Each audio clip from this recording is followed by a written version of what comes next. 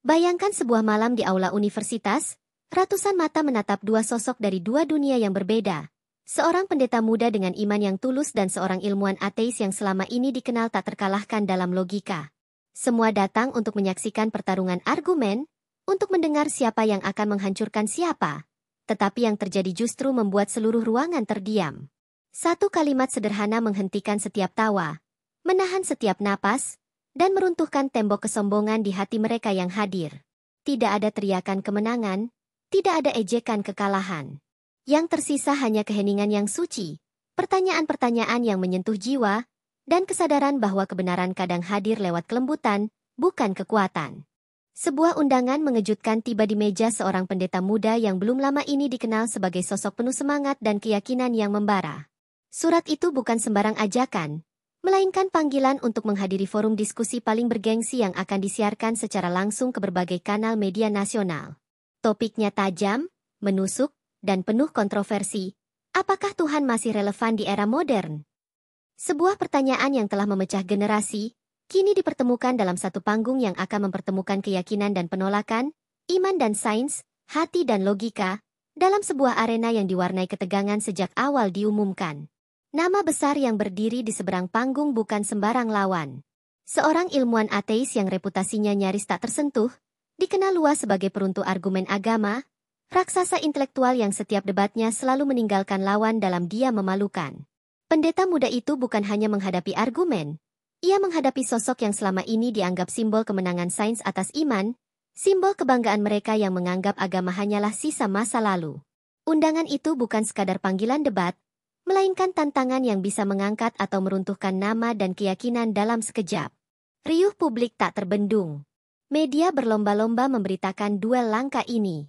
Di kampus, di kafe, di rumah ibadah, di ruang laboratorium, semua membicarakan satu hal. Seorang pendeta muda akan duduk di kursi panas menghadapi ateis paling tajam di negeri ini. Sebagian menunggu kehancurannya, sebagian lain berharap ada keajaiban di panggung yang telah diatur untuk menjadi ajang pembuktian siapa yang layak didengar di abad sains ini. Dunia seperti menahan napas, menunggu dua pandangan hidup terbesar berbenturan di ruang terbuka, di hadapan ratusan saksi, di bawah sorotan kamera yang tak kenal ampun. Jemaat gereja tempat pendeta muda itu melayani mulai gelisah. Ada yang mendukung dengan penuh keyakinan, meyakini bahwa Tuhan pasti menyertainya.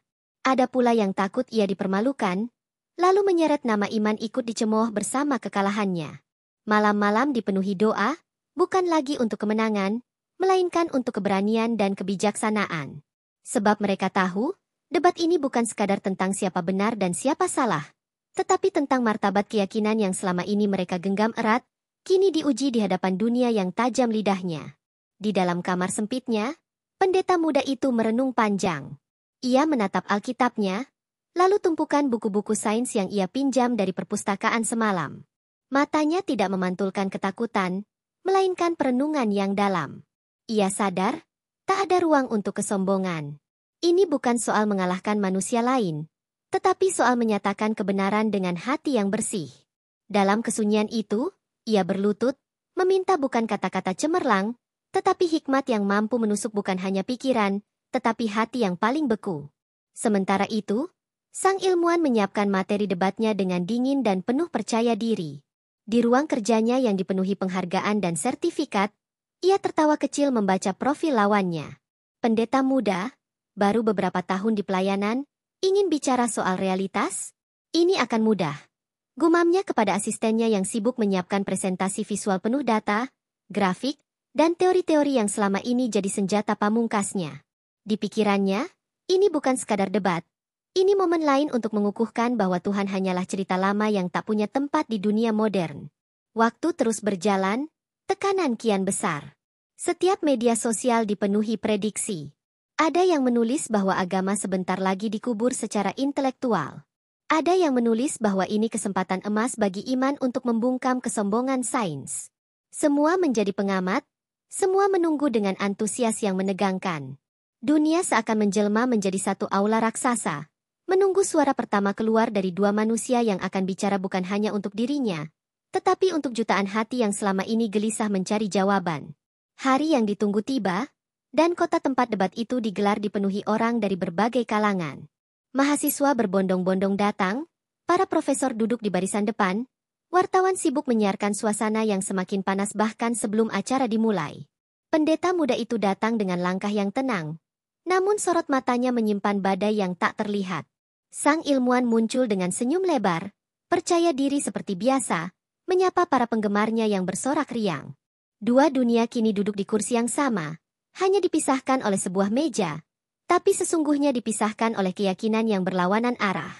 Moderator membuka acara dengan suara bergetar menahan ketegangan. Malam ini, kita akan menyaksikan sebuah dialog yang mungkin menentukan cara kita melihat iman dan ilmu di masa depan, katanya, dan tepuk tangan menggema seperti gemuruh yang menyambut awal pertarungan yang lebih menyerupai perang dingin dua kerajaan besar. Semua yang hadir menahan napas, sadar bahwa setiap kata yang akan keluar mungkin tak hanya mengubah pikiran, tetapi menggetarkan fondasi keyakinan yang selama ini mereka anggap aman. Pendeta muda itu menarik napas panjang, menatap ruangan penuh mata yang tajam, dan di dalam hatinya ia hanya berbisik satu kalimat yang selama ini menjadi kekuatannya. Bukan aku yang akan bicara, tapi kebenaran itu sendiri yang akan berbicara melalui aku. Dan tepat saat itu, dunia seperti berhenti sejenak, menyadari bahwa malam ini, sesuatu yang jauh lebih besar dari sekadar debat akan terjadi, sesuatu yang mungkin akan membuat semuanya terdiam. Sosok yang akan dihadapi pendeta muda itu bukan sekadar ilmuwan, melainkan simbol kekuatan intelektual yang selama ini digadang-gadang sebagai pembuktian bahwa Tuhan hanyalah bayangan psikologis manusia yang takut sendirian di alam semesta. Ia dikenal luas di dunia akademik, dihormati di ruang-ruang kuliah bergengsi, dijadikan panutan oleh generasi muda yang mulai lelah dengan dogma.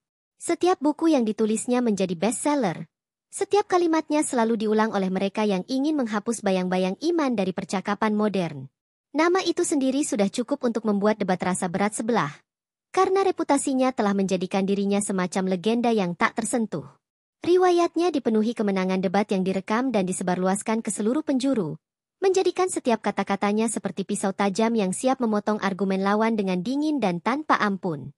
Lawan-lawannya seringkali bukan hanya kalah, tetapi dipermalukan di depan publik, ditertawakan oleh audiens yang haus pada pembuktian bahwa agama tak lagi punya tempat di dunia yang dikuasai data dan bukti. Pendeta muda itu mempelajari setiap potongan video, menyaksikan bagaimana satu persatu orang-orang yang pernah mencoba menantangnya dipatahkan di tengah sorak-sorai, hingga akhirnya menyerah dalam senyum pahit di panggung yang terlalu terang. Ketajaman pikirannya tak diragukan, dan kesombongan intelektualnya sama terkenal dengan kepintarannya.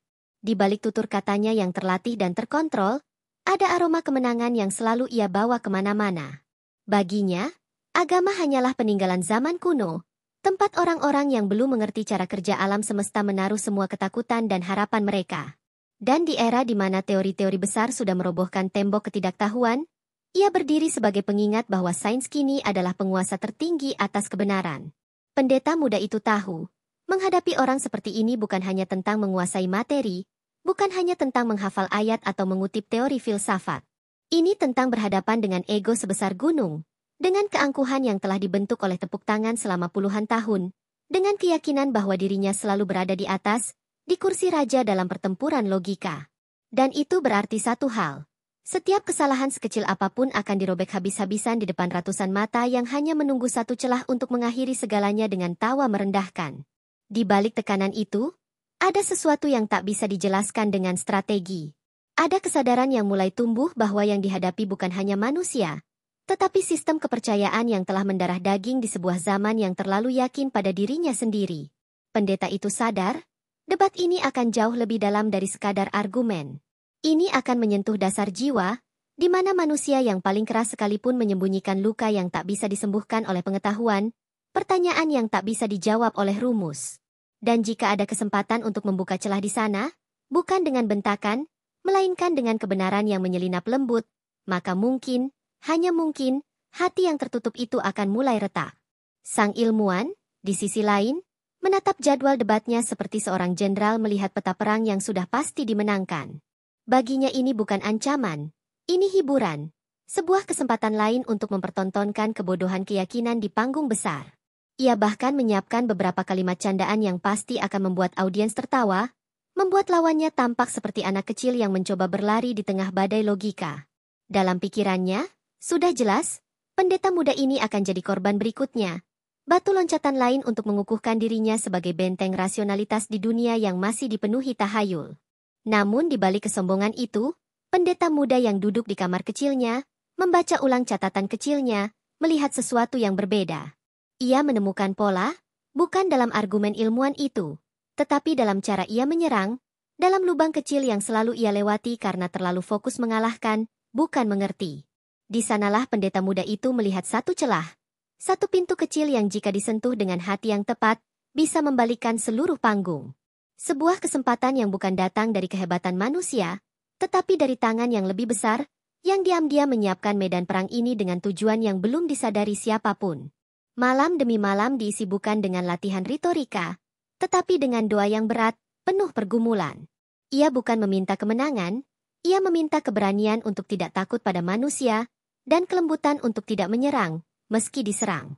Ia tahu satu hal yang tak diketahui banyak orang. Yang paling ditakuti oleh kesombongan adalah bukan kebencian, tetapi cinta yang tidak bisa dijelaskan. Jika ia bisa berbicara bukan dari kebencian, bukan dari gengsi, tetapi dari hati yang hanya ingin membuka mata, maka barangkali keheningan itu akan datang, bukan karena kalah, tetapi karena hati yang keras tak lagi punya alasan untuk terus menutup diri. Publik terus memanas, media menggali latar belakang keduanya, menampilkan potret kontras dua dunia yang akan segera bertabrakan. Para komentator berdebat, taruhan intelektual pun bertebaran di media sosial. Sebagian yakin iman akan dihancurkan, sebagian percaya justru sains yang akan dipermalukan. Tak ada yang sadar bahwa di balik semua ini, bukan tentang kemenangan satu pihak, tetapi tentang dunia yang bersiap menyaksikan sesuatu yang jauh lebih besar. Benturan dua keyakinan yang akan menguji bukan hanya otak, tetapi inti terdalam dari keberadaan manusia itu sendiri. Dan di tengah badai yang semakin besar itu, dua manusia duduk di tempat yang berbeda. Satu dengan rasa percaya diri yang sombong, satu dengan keheningan yang bergetar. Dunia tak tahu bahwa pertempuran terbesar bukan sedang dipersiapkan di atas panggung, tetapi sedang berlangsung di hati, di mana manusia memutuskan siapa yang ia izinkan berbicara melalui dirinya, keangkuhan atau kebenaran yang lahir dari kasih. Hari debat itu datang seperti badai yang ditunggu dengan degup jantung yang tak pernah tenang sejak pengumumannya. Aula terbesar di universitas ternama dipenuhi manusia dari berbagai kota, para mahasiswa duduk di lantai karena kursi tak lagi cukup, profesor-profesor dari fakultas sains, filsafat, hingga teologi hadir dengan wajah penuh tanya, dan kamera-kamera televisi berbaris di pinggir ruangan seperti pasukan yang siap menangkap setiap detik sejarah. Udara terasa berat, seolah-olah ruangan itu sendiri sadar bahwa yang akan dibicarakan malam itu bukan sekadar teori, tetapi dasar dari keberadaan, iman, dan makna hidup yang sudah berabad-abad diperdebatkan. Pendeta muda itu melangkah masuk dengan langkah yang perlahan. Wajahnya tenang namun matanya berisi ribuan badai doa yang telah dipanjatkan selama malam-malam panjang. Ia mengenakan setelan sederhana, tak ada simbol keagamaan mencolok, seolah ia ingin bicara bukan sebagai lambang institusi, tetapi sebagai seorang manusia yang sama rapuhnya, yang sama-sama mencari kebenaran di dunia yang terlalu bising oleh ego. Tepuk tangan terdengar, bukan riuh, lebih seperti denting pelan yang membawa rasa hormat yang aneh, seperti menyambut seseorang yang datang bukan untuk bertarung, tetapi untuk menyatakan sesuatu yang belum bisa didefinisikan. Di sisi lain, sang ilmuwan ateis muncul dengan senyum percaya diri yang selama ini membuat banyak orang merasa kecil di hadapannya. Jas rapi, langkah cepat, tatapan yang memindai ruangan seperti seorang pemenang yang sudah tahu akhir dari pertarungan bahkan sebelum dimulai. Sorak-sorai dari para penggemarnya meledak, sebuah sambutan kemenangan yang bahkan belum dimenangkan, tapi sudah dirayakan. Di dadanya tak ada keraguan, hanya keyakinan bahwa satu lagi nama akan ditambahkan ke daftar mereka yang kalah di panggung yang terang ini.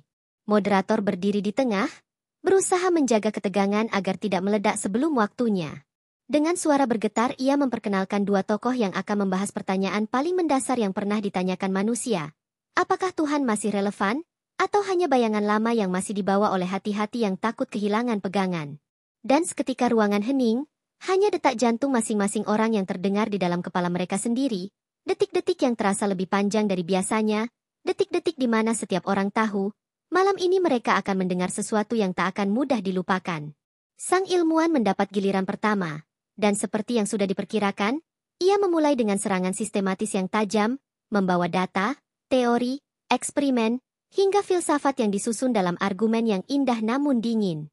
Ia bicara tentang evolusi, tentang Big Bang, tentang moralitas yang bisa dibangun tanpa agama, Tentang bagaimana kepercayaan hanyalah efek psikologis yang diwariskan dari nenek moyang yang buta terhadap mekanisme alam. Setiap kalimatnya penuh keyakinan, penuh kepastian, membuat beberapa orang mengangguk-angguk, membuat sebagian lain menunduk dalam diam, takut bahwa iman mereka akan dipatahkan di depan begitu banyak mata.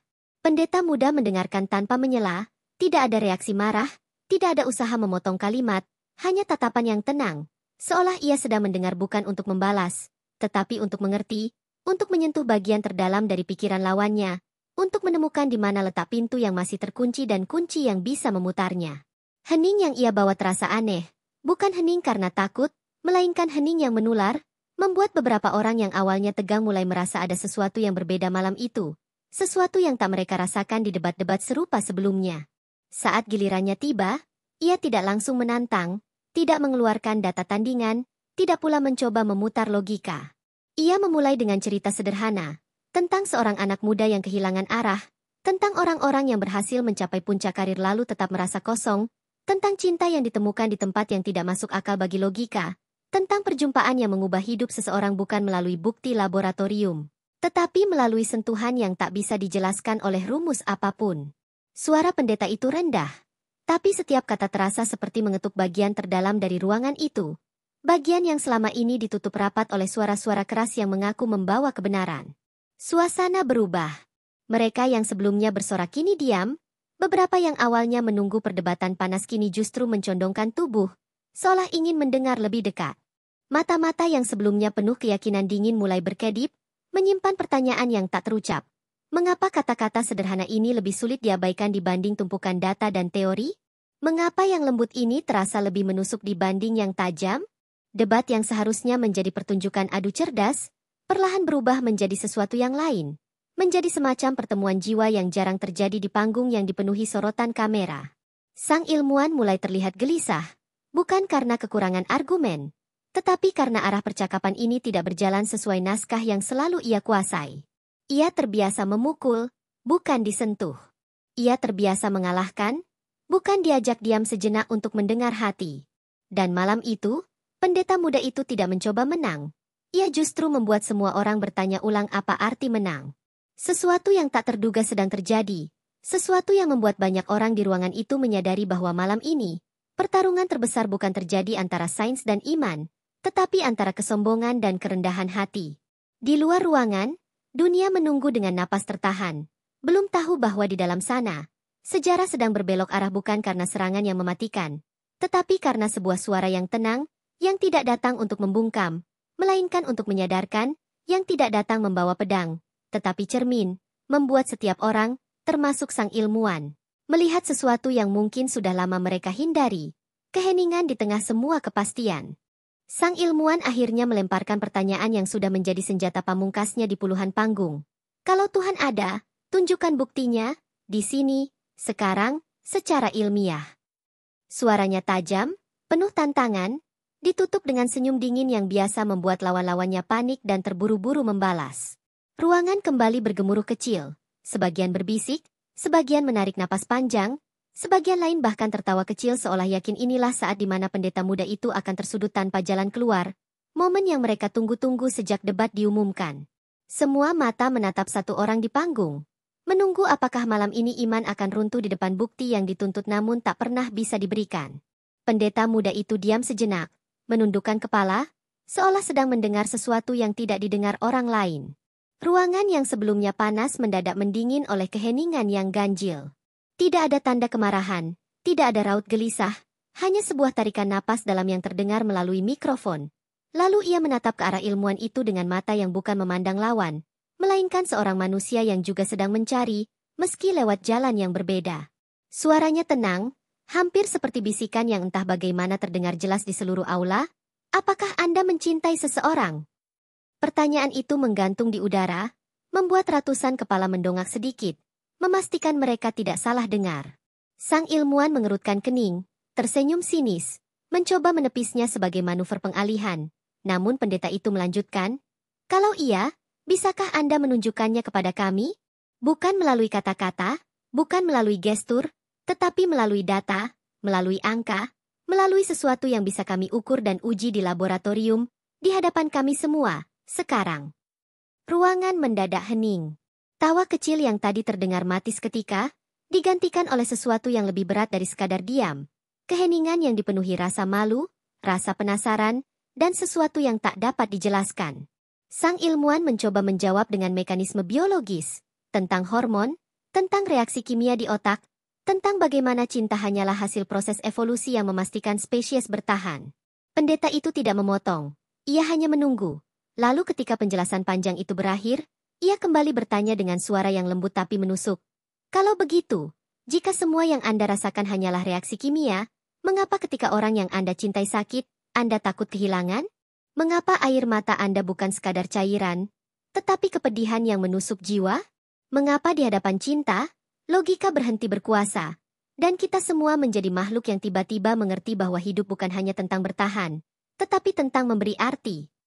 Beberapa orang di ruangan menunduk, beberapa lain menahan napas, dan di barisan paling belakang ada yang mulai mengusap air mata diam-diam. Sang ilmuwan tidak menjawab, bukan karena tak punya kata, tetapi karena kata-kata yang disiapkan terasa hampa di hadapan kalimat sederhana itu. Ia mengusap hidungnya pelan, berpura-pura merapikan catatannya, padahal yang ia rapikan adalah kegelisahan yang mulai menggerogoti keyakinannya. Pendeta muda itu tidak berhenti di situ. Ia melanjutkan, kita manusia, kita membangun teori, kita memetakan bintang, kita mengurai atom, tapi mengapa kita tetap menangis di malam yang sunyi? Mengapa kita tetap mencari arti di balik semua ini, meski telah menguasai pengetahuan yang begitu luas? Moderator yang sejak tadi diam mulai menatap dengan wajah sulit dibaca, seperti orang yang menyaksikan sesuatu di luar naskah, sesuatu yang bukan lagi debat, tetapi pengungkapan hati yang tak bisa dihentikan. Pendeta itu menundukkan suaranya lebih dalam lagi, membuat ruangan yang luas itu terasa kecil, intim, dan berat. Mungkin, katanya, Tuhan diam bukan karena dia tidak ada, tetapi karena dia ingin kita berhenti menuntut bukti seperti hakim, dan mulai mendengar suara kecil yang sudah lama berbisik di dalam dada kita sendiri. Mungkin dia ingin kita menyadari, ada hal-hal yang takkan pernah muat dalam tabung percobaan, karena bukan untuk diukur, tetapi untuk dihidupi. Ruangan seperti ikut menarik napas bersama, ratusan orang tiba-tiba merasakan dada mereka sesak oleh sesuatu yang tak bisa mereka sebutkan namanya. Bukan rasa bersalah, bukan rasa takut, melainkan sesuatu yang selama ini terkubur di balik kesibukan dan kepastian palsu, kerinduan. Sang ilmuwan mencoba menyela, tapi suara yang keluar tidak lagi setajam sebelumnya. Seperti seorang yang ingin berkata tetapi tak ingin menyakiti dirinya sendiri dengan kata-katanya. Beberapa mahasiswa yang tadinya bersorak di awal kini saling menatap dengan wajah yang berbeda.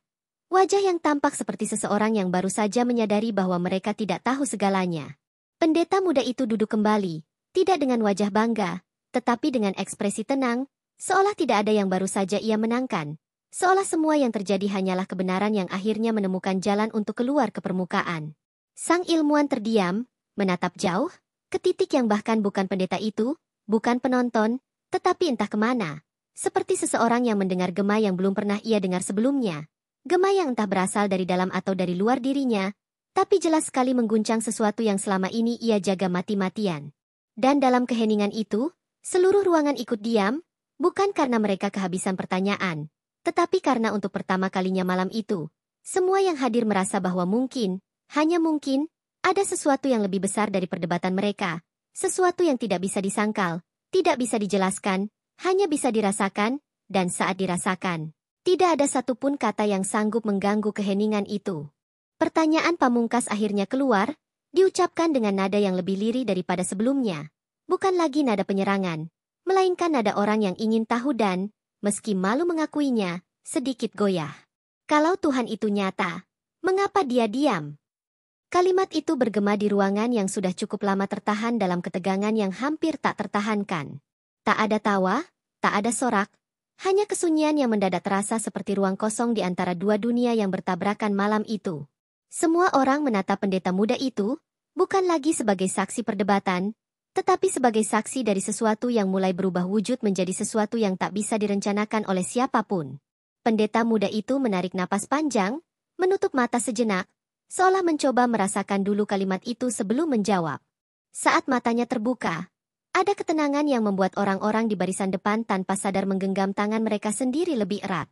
Mungkin dia diam, katanya pelan. Bukan karena dia tak peduli, bukan karena dia tak ada, Tetapi karena dia ingin kita belajar mendengar bukan hanya suara yang keluar dari langit, melainkan kebenaran yang sudah lama dia tanam di dalam hati kita. Kalimat itu meluncur lembut, tapi terasa seperti gemuruh petir yang tak menggelegar, hanya menyambar diam-diam dan membakar sesuatu di dalam dada orang-orang yang mendengarnya. Sang ilmuwan mendongak pelan, tidak lagi dengan sorot menantang, melainkan dengan mata yang mencoba mengerti, mencoba mencari celah untuk menolak, tapi yang ia temukan hanya cermin yang menampilkan dirinya sendiri. Seorang manusia yang selama ini begitu keras menuntut bukti, padahal diam-diam juga haus akan makna.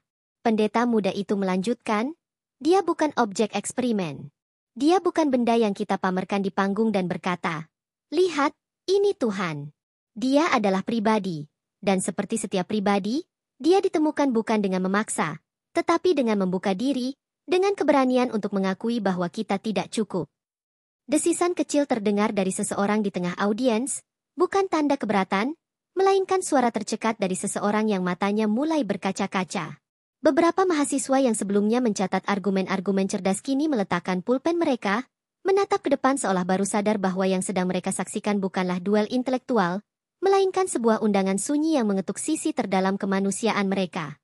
Malam yang awalnya dirancang sebagai tontonan perdebatan kini berubah menjadi ruang perjumpaan batin, tak ada yang menyangka akan sampai ke titik ini. Moderator yang biasanya memotong ketika waktu sudah habis hanya bisa memandang dengan mata yang sulit menahan air.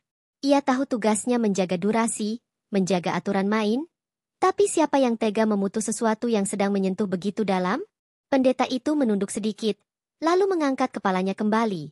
Suaranya tetap tenang, tapi nadanya seperti seorang saudara, bukan lawan bicara. Kadang kita pikir Tuhan membuktikan diri dengan keajaiban yang mengguncang langit. Padahal yang dia tunggu hanyalah keberanian kita untuk berhenti berteriak, dan mulai mendengar, lalu membiarkan diri disentuh oleh yang tak bisa kita kendalikan. Kamera televisi menangkap wajah-wajah yang sebelumnya dipenuhi antusiasme dingin kini berubah menjadi wajah-wajah yang digerakkan oleh sesuatu yang tidak dapat dijelaskan oleh kata-kata. Mereka yang datang untuk menertawakan iman kini duduk membisu, bukan karena kalah, tapi karena dihantam oleh pertanyaan yang tidak pernah mereka izinkan masuk ke dalam pikiran.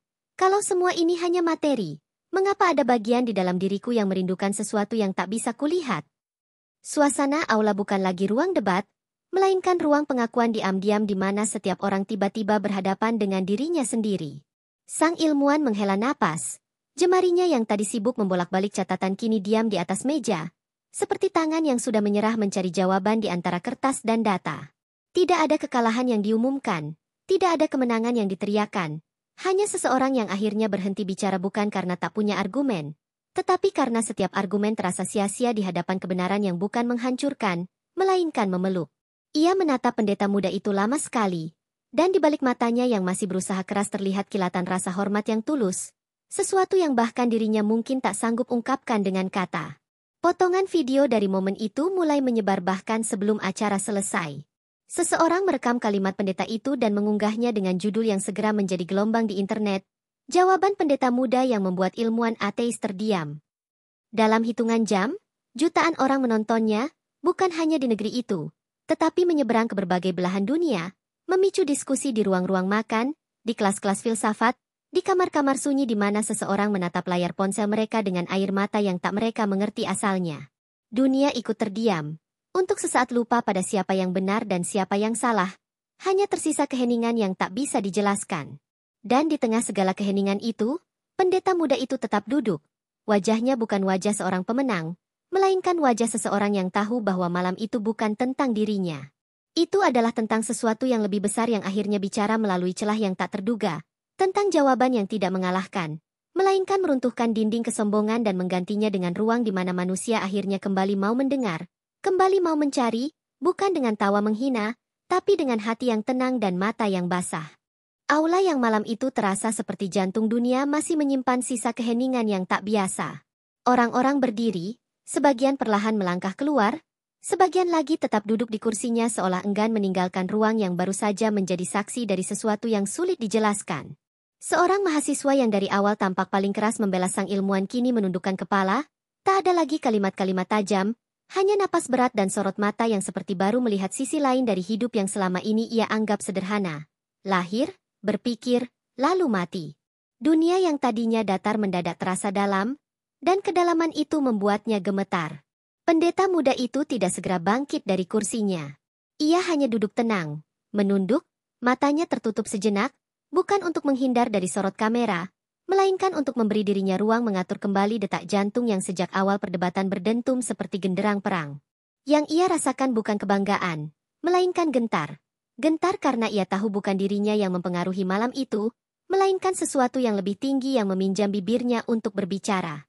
Ia hanya saluran. Dan kesadaran itu menghantam hatinya lebih keras dari semua tepuk tangan yang mungkin akan ia terima setelah ini.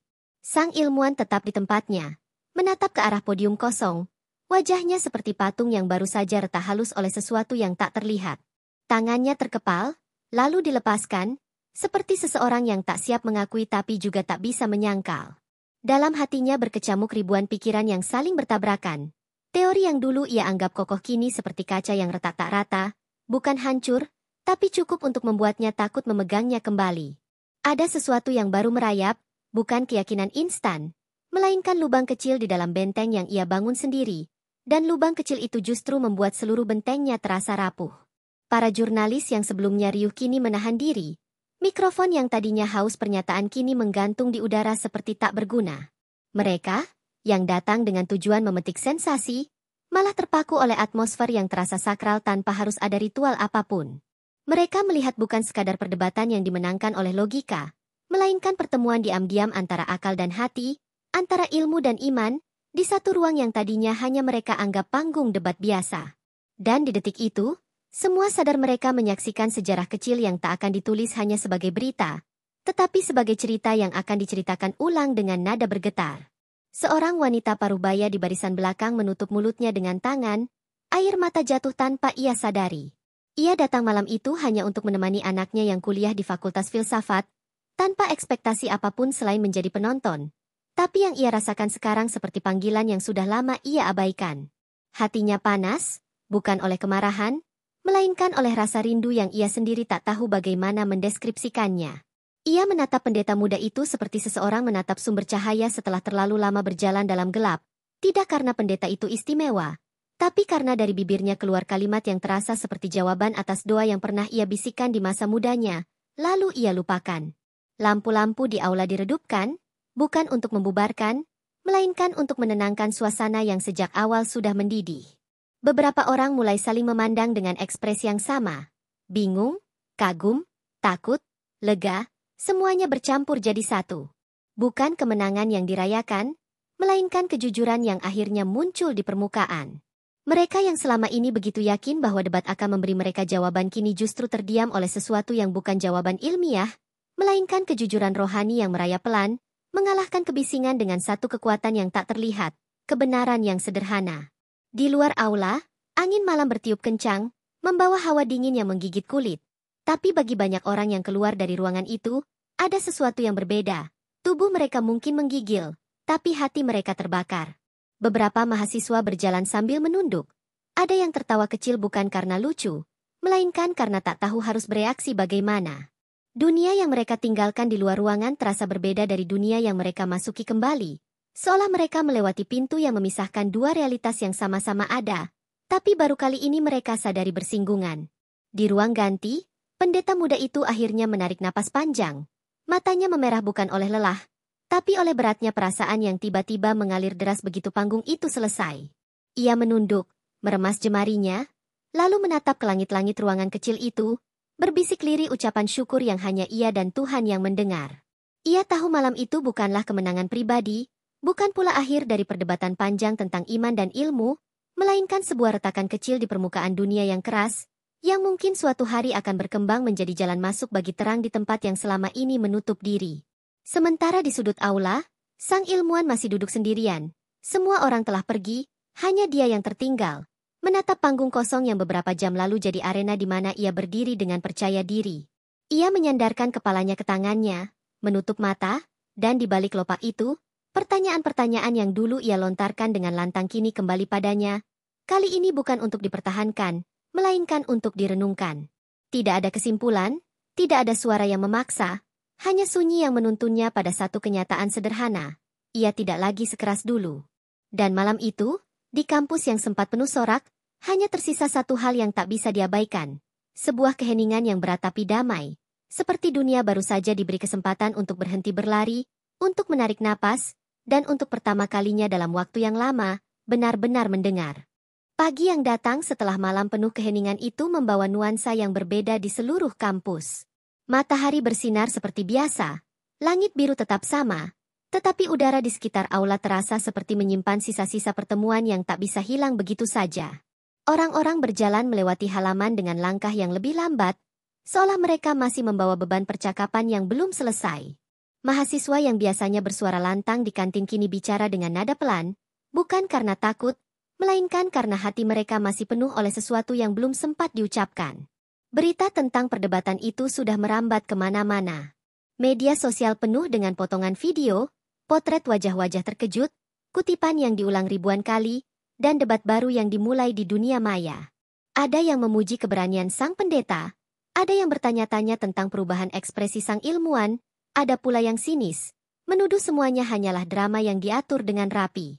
Tetapi di balik semua komentar itu, ada satu hal yang tak bisa dibantah. Sesuatu sudah bergerak di bawah permukaan, sesuatu yang tak bisa dibatalkan dengan ejekan atau cemoohan. Pendeta muda itu bangun dengan tubuh yang lelah tetapi hati yang anehnya tenang. Malam sebelumnya masih berputar di kepalanya. Setiap tatapan, setiap kata, setiap jeda yang terjadi di aula itu seperti terukir di dalam dirinya. Ia tahu, ia bukan pahlawan dari cerita itu. Ia hanya menyampaikan apa yang ia yakini, dan sisanya bukan lagi kendalinya. Ia bersiap seperti biasa, mengenakan pakaian sederhana, mengambil Alkitab yang sudah usang di pinggirannya, dan berjalan keluar kamar dengan langkah yang sama seperti hari-hari sebelumnya, meski di dalam dirinya ia tahu bahwa sesuatu sudah berubah selamanya. Di sisi lain kota, sang ilmuwan duduk di depan cermin, menatap dirinya sendiri lama sekali. Mata yang semalam dipenuhi kilatan tantangan kini memantulkan sesuatu yang jauh lebih dalam, kebingungan yang jujur. Ia tidak tiba-tiba percaya, tidak ada pertobatan instan, tetapi ada ruang kosong di dalam dirinya yang tidak bisa ia isi dengan teori atau data. Seperti seorang yang tiba-tiba sadar bahwa seluruh hidupnya ia berlari di jalur yang lurus tetapi tak pernah bertanya kemana jalur itu menuju. Sunyi yang semalam menelan aula kini pindah ke dalam dirinya, dan ia tak punya cara untuk membungkamnya. Beberapa mahasiswa yang hadir malam itu mulai berkumpul di ruang diskusi, bukan untuk berdebat, melainkan untuk saling berbagi apa yang mereka rasakan. Mereka yang biasanya berdiri di sisi berlawanan kini duduk dalam satu lingkaran. Wajah-wajah mereka dipenuhi kejujuran yang sulit ditemukan di ruang-ruang diskusi akademik. Ada yang menangis, ada yang ragu, ada yang hanya duduk diam sambil menatap lantai. Tapi semuanya merasakan hal yang sama. Mereka tidak lagi bisa berpura-pura bahwa malam itu hanya sekadar perdebatan biasa. Media televisi yang awalnya menganggap acara itu hanya satu dari banyak debat publik mulai mengirimkan jurnalis untuk menggali lebih jauh. Mereka mencoba mewawancarai mahasiswa, staf kampus, bahkan petugas kebersihan yang membersihkan aula setelah acara usai. Semua memberikan jawaban yang berbeda tetapi dengan satu benang merah. Mereka semua merasakan sesuatu yang sulit dijelaskan, seperti kehangatan yang aneh, seperti dinding yang runtuh tanpa suara, seperti sesuatu yang tak ingin mereka lepaskan meski mereka tak tahu apa namanya. Pendeta muda itu diundang untuk tampil di beberapa acara televisi, tetapi ia menolak hampir semuanya. Ia tidak ingin malam itu diubah menjadi panggung popularitas. Tidak ingin kesaksian yang murni berubah menjadi materi hiburan. Ia memilih untuk kembali ke jemaat kecilnya, berkhotbah seperti biasa, melayani orang-orang yang sudah lama ia kenal dengan kesederhanaan yang sama. Ia tahu, jika benar sesuatu sudah bergerak dari malam itu, maka itu bukan karena dirinya, melainkan karena kebenaran yang berbicara lewat dirinya, dan kebenaran itu